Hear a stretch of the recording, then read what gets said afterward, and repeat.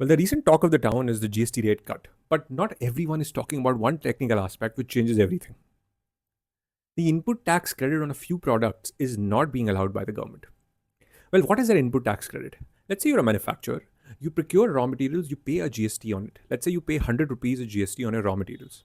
Now, when you sell that product, you get some GST from the customer. Let's say you get 200 rupees of GST from the customer. Now, you offset what you paid in the raw material, which is 100, and you pay only 100 rupees to the government.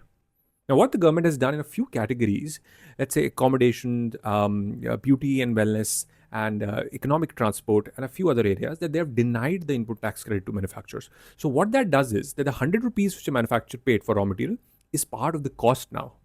So, that increases the cost price, the sales price, because the margins have to be the same.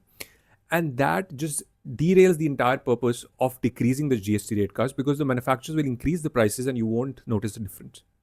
Now, I'm not saying for every category this is true, but for a lot of categories, government has denied ITC, and I see that as a move which needs to be taken care of.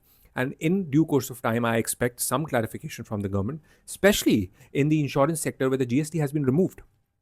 Now, how do you expect the insurance companies to offset all the raw material GST which they paid?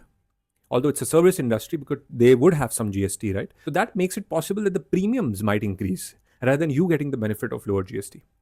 I hope it was clear. So let's be excited about this, but we should be aware about what is happening, and you might not see the actual effective rate cut as it is being shown by other influencers or the social media or the news channels.